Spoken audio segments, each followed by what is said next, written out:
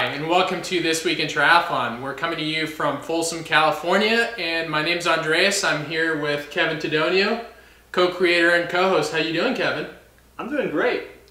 Good, good. So, I know you're tired. You've had a couple of long days over the last couple of days as you get ready to do what should be your last race of the season, perhaps, or the second to last race of the season, Ironman Florida, right? Well, you never know how things are going to go. I think a lot of people just a couple weeks ago in Kona thought they were doing their last race for the season, but maybe they pulled out, didn't have the race they wanted, and were left empty-handed, didn't get any points, didn't get any money, and are forced to sign up for more races. So I just did Tahoe about a month ago, and yeah, I'll be doing Ironman Florida, but if things don't pan out the way they are, then there's a reason why they, athletes like myself put our names on a lot of different lists, like Florida, Cozumel, Arizona, and a list which you're supposed to withdraw from within a couple weeks if you're not doing the race, which apparently you didn't know that until a couple of weeks ago when we were in Kona, right? Yeah, you can actually get red carded by the World Triathlon Corporation, and you get 3 red cards, and you actually get a 3-month suspension from Ironman racing. So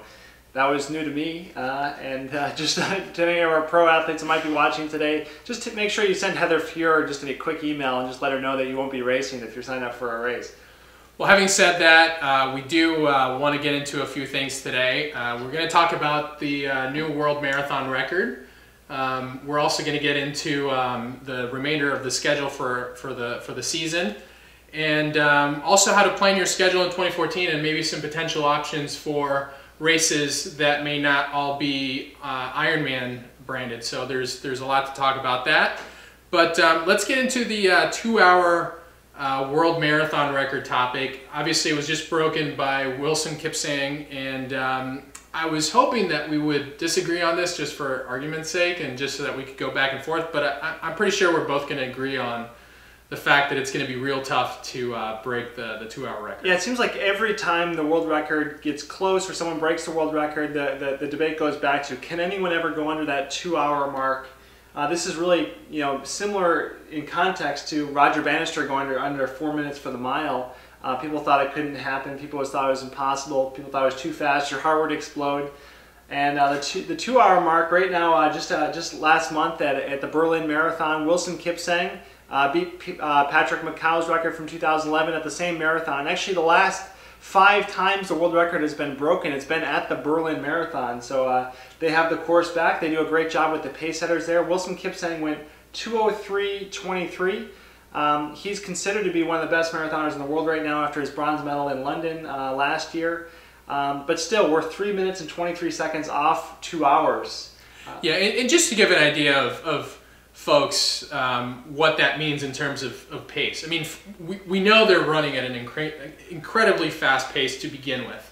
And to go from 2:23.38, which was, or 2:03.38, excuse me, which was the previous record, that was a 4:42 pace. To go from that to, or excuse me, let me go back, 2:03.23 to 1:59.59 would be from 4 miles and 42 seconds to 4 miles and 34 seconds pace. I'm sorry, I don't have the information on. So 8 seconds per mile faster, 8 seconds per mile faster, which is incredible, because if you think about it, if you can run a 5-minute mile as your maximum mile, which I mean, I know a lot of pro athletes that can't run under 5 minutes for a mile, going to 4:52 is incredibly, that's a big void, a big gap. So right now, I think the Berlin Marathon, like I said, they've broken the world record their last 5 times. This is a flat course. It's usually pretty cool, but history has shown that you need a perfect day to have a world record. You need to have temperatures. The record's been set, in the 30s, the 40s, the 50s, the 60s, but I think the sweet spot is really the high 30s, low 40s, because your body metabolically doesn't have to cool itself as much. So guys start the race with a hat and with gloves, and they don't need to keep themselves cool, and they can save a lot of energy. And the big race organizers like London, like Chicago, like Berlin, but especially Berlin, they do a great job bringing in some of the best marathoners in the world just to be pace setters. Take them through 5K and 14, whatever it is, and make sure they're hitting their splits to the second. And so we're talking about some very, very refined, excellent athletes. A lot of these marathoners are better than anything the U.S. can even offer in terms of pure marathoners. I mean, these guys are better than Ryan Hall, they're better than Meb Keflezighi, better than Dathan Ritzenheim. And these are just pace setters taking them through 5, 10, 20K. Yeah, and I think it has a lot to do of where they're from. We were talking a little bit about that before, and your concern of why, if we don't see this barrier broken over the next few years, that we may never see it at all. Right, so people are saying, well, is the 2-hour mark going to be broken in your lifetime? And I think that the critical threshold here is that the record's obviously been coming down, down, down, but I think we're going to see a point here in the next 10 to 20 years where if it's not broken, you know, it might not be broken for a long time, assuming things stay the same in terms of technology. But the reason I say that is because most of our best, fastest runners are coming out of East Africa. They're coming out of Ethiopia. They're coming out of Kenya. And these are not the most westernized, developed countries. The Kenyans stress that, you know, the reason they're so good is because they run 5 miles to school. They run to get the water. They run 5 miles back from school. So by the time they're, you know, 10, 15, 16 years old, they're already, you know, have logged more miles than most American pro runners ever will. And, you know, we see these guys riding their scooters or going to, you know, McDonald's on their school lunches, or driving BMW M3s like we see in California. Yeah. You know, these athletes, the huge pool of talent they're able to draw upon up in the Eldoret Valley. A lot of people think that, okay, Kenya, all the runners in Kenya, everyone from Kenya can run. But it's really a small tribe of people. You know, the Kalenjin people, that's the name of the tribe that produces all these runners. And they're from a very small area called E10 or Eldoret. And most of these people live within an hour's drive of this one specific spot in the Rift Valley. And so it's, I think, you know, as we see, you know, Kenya and Ethiopia become more westernized, I think we're risking that huge pool of talent, which is, it's good for the country. You know, obviously there's more to life than running fast marathons, but you know, it's going to be interesting. You know, if nothing else changes, that could be a big factor that you never hear about. Yeah, and before we move on to talking a little bit about some of the clothing that they wear and potentially how they could make up a percentage, or probably not as high as 2%, you know, I tend to agree with you. I just don't think we're going to see it. Just to give you a sense of comparison, the last time it went close to 3 minutes was from 1998 to where it's at now, and it's not even been an improvement of 3 minutes. So it went from 2:06 something to 2:03 something, and that's been in the span of 15 years. Now, as you get closer to the 2-hour mark, that percentage that you have to run faster every minute is just a slight percentage faster that you have to run. So it becomes essentially a little bit harder and harder every time. Right. So, but you know, I think when you're looking at these pack of runners, I mean, they have to almost start adopting some of the cycling technology you see. You know, these Kenyan runners are very, very light. They're between 110 and 130 pounds at the very heaviest. They weigh 130 pounds, and that's for some guy that's 6'2". So lean guys. And you look at their singlets, and they almost hang like bed sheets off these guys. So I think, you know, I'm not saying that these guys need to be wearing Aero helmets or Aero shoes, but, you know, certainly, you know, some singlets that are released a little bit tighter, because we're talking about, you know, 1.5% they need to gain in speed to be able to hit that 2-hour mark. It's not a huge amount, but it's still a chasm at current technology. I mean, that little bit is quite a bit. Well, but even certain things like socks, you know, yeah, in cycling you're moving a lot quicker, so the advantages get exponentially better because of the speed that you're moving at. But just, you know, even taller socks, for example, it's been known in cycling to improve aerodynamics.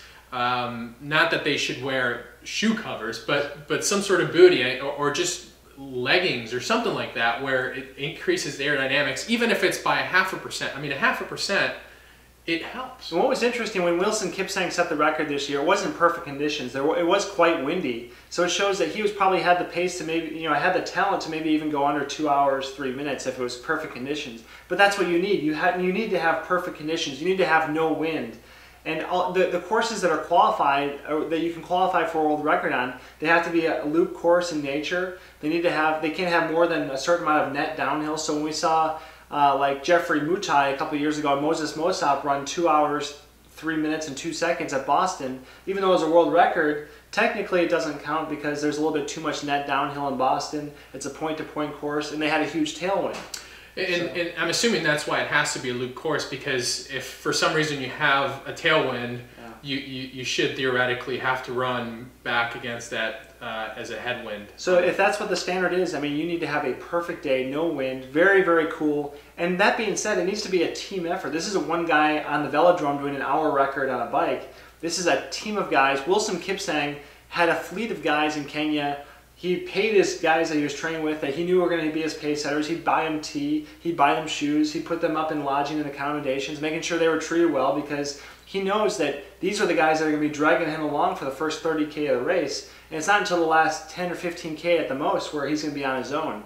And a lot of these races we see it happen where, you know, the record's kind of in touch, and then you have guys kind of starting to play the strategy game, going for the win rather than going for the record. So it really is a team effort. There's a lot that goes into it, a lot that goes into the pace setters, and maybe there's some technology they can do in terms of actually having better clocks on the vehicles, but they're getting pretty good with that, where they can actually show how far off the world record they are on the lead van, so they know how many seconds up or how many seconds they're down.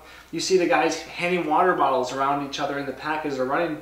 So, you know, Wilson Kipsang doesn't need to run to the aid table. Some guys bring him the bottle so he can just take a swig off his bottle. They pass it around to each other, they share it, and one by one the pace setters fall off. So, but how much of an accomplishment would it be at that point if that's how it's broken?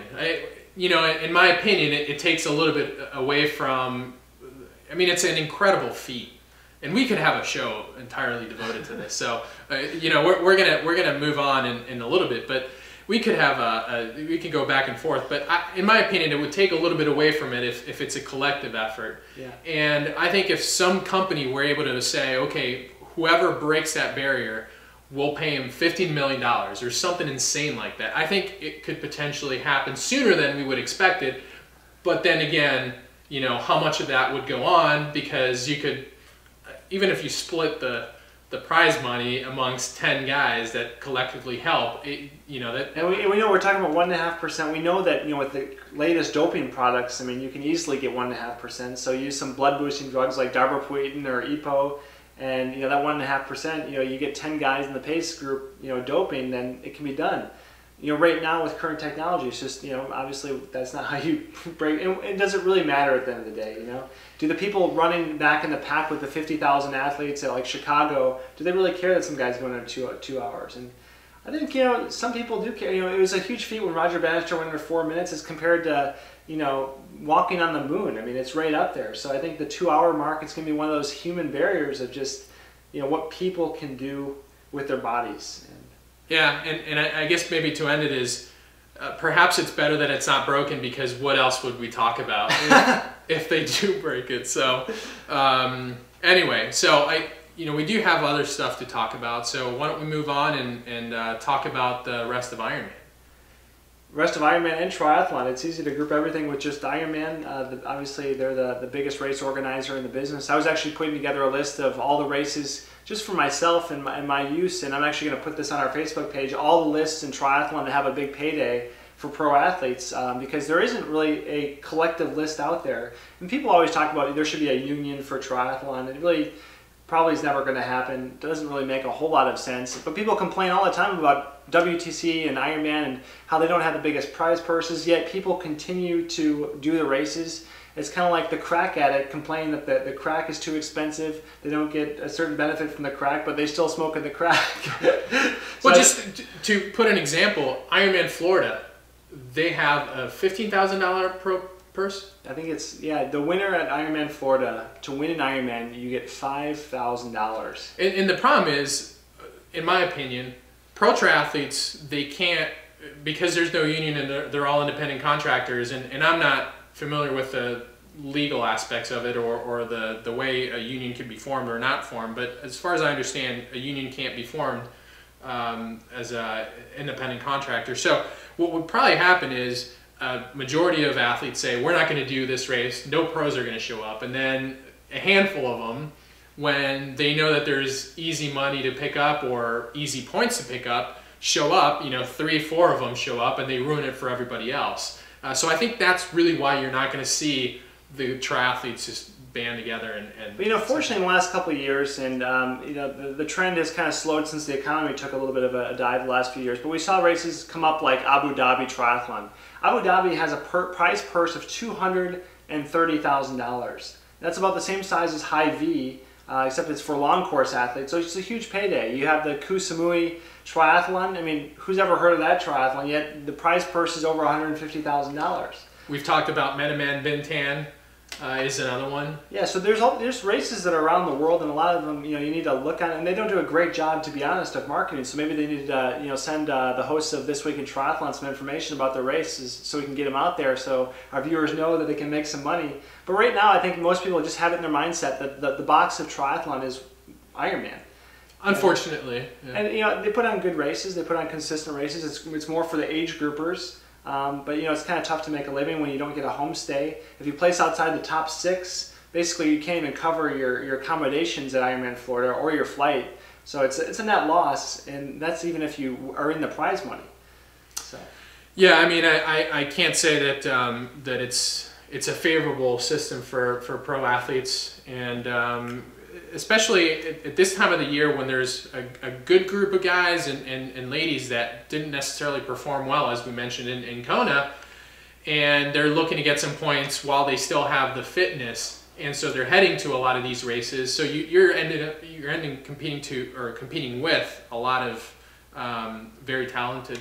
So there's a new points schedule for 2014 to qualify for Kona and to qualify for Vegas.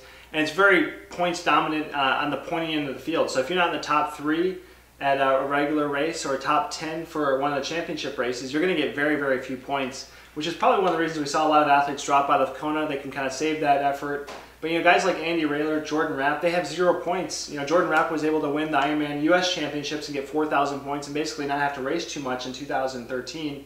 He did Melbourne and got some points there. But there's some athletes now that are it's almost kind of this vicious cycle now where if you don't have the points, you got to race a lot. If you race a lot, you don't race very well. And it could be this kind of chase down the rabbit hole of where you're going after the points, but your fitness is going down. You're never really peaking. So I think we're going to see a lot of athletes doing the 2, 3, 4 Ironmans here towards the end of the year where they started Kona. They might be doing Arizona, Florida, Cozumel, and maybe Western Australia. Who knows? I mean, well, it'll be interesting to see how it affects Jordan Rapp, which was one of the, as far as I understand, one of the triathletes, an ambassador to the WTC, who helped implement this system. So it'll be interesting to see how he likes a little bit of his own medicine. Yeah, if he sets it up, and I mean, everyone's got to live by the same rules. So whether it's Jordan Rapp or Kevin Tedonio. Yeah. But what I think is interesting is athletes that are doing the double or the triple or the quadruple Ironman on short rest. That's always been an interesting topic, I think, for some athletes. A lot of age groupers, I don't think, do this. But how do you think some of these athletes train or prepare themselves to do 2 Ironman in less than 2 or 3 weeks? I don't know how anybody prepares themselves to do 1 Ironman, let alone 2 Ironman. But I think, it just depends what your expectations are. I think it all comes to that. If you want to perform at these races that you sign up so closely together, you're not going to, the body can only do so much. And especially somebody who's an age grouper who isn't, their body's not as fine-tuned per se as somebody who's a pro athlete. So is it doable? Absolutely. Is it good for you? Depends. Is it something where you're going to be able to perform at the highest level that he or she can at that particular race? Absolutely not. It's just not possible. Yeah, I think that performances, you can be somewhat consistent, but I think ultimately performance goes down and down. And I think the human body only has so many Ironman races in you, period, over your entire lifetime. And I think that each one takes a little piece away that you're never going to get back to yourself. Whether you're finishing at the best of your ability and winning the race, or you're finishing 10th, I think they take a lot out of you.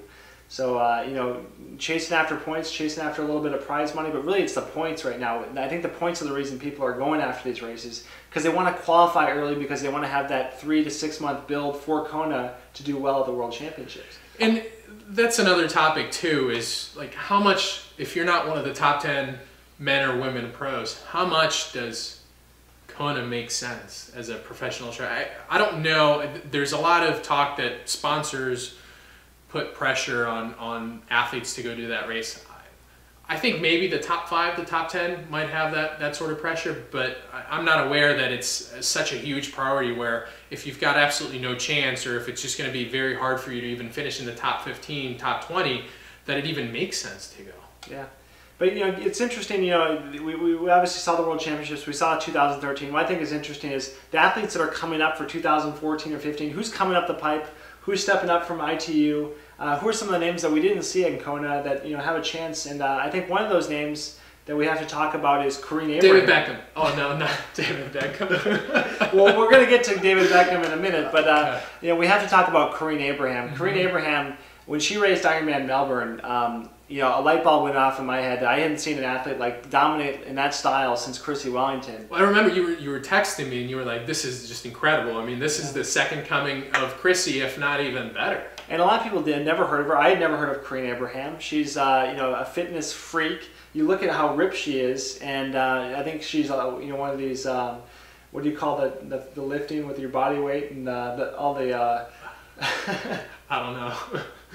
I'm assuming you're not talking about CrossFit. I'm talking about CrossFit. She does a lot of CrossFit. I think more triathletes need to do CrossFit. I need to do more CrossFit. But anyways, if you look at her, she's big into CrossFit. She's from Great Britain. She's super ripped. She is in her mid-30s, so maybe she's got just a couple years left to kind of make it happen. But at Melbourne, she beat, I think, the closest competitor by something like 21 minutes. I believe it was something like that. So she beat Yvonne van Vlerken and Caroline Steffen by much. I mean, she beat Meredith Kessler by 31 minutes. Her performance was just incredible. Yeah. And to beat Caroline Steffen, she beat all these athletes by way more than Marinda Carfrae beat them at the Ironman World Championship. So obviously Melbourne was done in the cold, different conditions. Maybe she can't perform as well in the heat when it matters. But she was a little bit injured, so she pulled out of Kona. It'll be interesting to see what she does in 2014. Yeah, and having said that, for somebody who's not a pro, how do we figure out what we're going to do in 2014? There's obviously lots of options. There's a couple of very helpful websites that I know about where you can find a lot of good racing ideas. So what would be your recommendations for somebody who's looking into 2014 and saying, okay, how do I plan out my schedule? Well, unfortunately, for the age group field, a lot of the races that are, the races that are desirable are already full. Like Challenge Roth, for instance, I believe they opened up for international registration. It was full in less than 2 minutes. So, but that was one that, I prepped my father, who's actually doing this race. I told him in advance, you have to be at your computer at 4 a.m., be ready to push the button, and he did, and he got in. But some athletes aren't that lucky. So, if you want to find a race, a lot of times you have to be thinking a year and a half, 2 years out. At least a year out, so when that registration comes, you can either volunteer and be at that race, or be ready at your computer when the registration opens to get in. And I have to disagree a little bit with you because yes, these are the quote-unquote popular races and the ones that get a lot of publicity, the Challenge Roths, the Ironman branded races, obviously. But a great website that I would recommend anybody go to is the letter K, the number 226.com. I don't know if you've ever been to it. No. But essentially it gives you an option to search for every non-branded race out there, Ironman or half Ironman distance, and it actually throws out some of the odd distance ones like Abu Dhabi, which doesn't really qualify under each label. But that's a great website to find out what options people have, where they may be able to register 2 months, 3 months in advance instead of having to plan out a year in advance, because we know what can happen in a year. I mean, that's a long time to prepare for travel and etc. So, and there are so many races out there and so many good races. Sure. Unfortunately, a lot of races just never get drummed up or billed as they should. For instance, here in California, we have the Auburn World's Toughest Half. Mm-hmm. A lot of people have just never heard of. This course is better than almost any race I've ever done. Some of the terrain, it's a very, very difficult course, and you're up in the foothills of the Sierra. Out in New York, you have Muscle Man. It's one of my favorite races through the Mennonite country out there. So there's so many races that just are unique, have their own personality, and are just fun to do. Yeah, even some of the ones that you may have heard about. I mean, HITS is going on its third full season, and they put on great races, and I know most people have heard about them. So it's just, I think the first step is just do something different. Maybe try something that's non-branded. Chances are that you're going to like it. I mean, after all, we like the sport. We don't like one particular brand of race. So K226? Yeah, and what we'll probably do is we'll link it up on our Facebook page, and we'll put a link on the description of the video as well when we post this onto YouTube. K226.com and also tryfind.com. I mean, that's pretty one that I think a lot of people know. Yeah, absolutely. And whether you live in the U.S. or abroad, it's got a list of races all over the place, and it's pretty easy to search what you're looking for in particular. So I'm a big fan, and a lot of races that before I'd gone to this website, there was a lot of races that I'd never heard of that are actually quite popular. So very good. Yeah. So on my end of things, I'm excited next year for HITS. They come to Napa Valley, so I'll be sure to be signing up for that. Wildflower, which is an iconic race. It's in our neck of the woods. So lots of stuff out there. I tend to be a little bit more of an anti-establishment guy when it comes to the Ironman brand. Although I still like it, and we'll probably try to sign up for Vineman as well. So I think there's a mix for everybody. Yeah. Very good. So I don't know if you've got anything else for this week's show. I think that can be it for now. So next week I'll be on the road going to Ironman Florida. We'll hit a quick show before I head off to Florida. Then I'll be doing live dispatches from Panama City Beach. So looking forward to bringing you the best and latest from out there. But that's going to conclude this week for This Week in Triathlon. Thanks for tuning in, and we'll see you next week. All right, and make sure you check out our website or our Facebook page, facebook.com/thisweekintriathlon, and our YouTube page, youtube.com, This Week in Tri. Take care.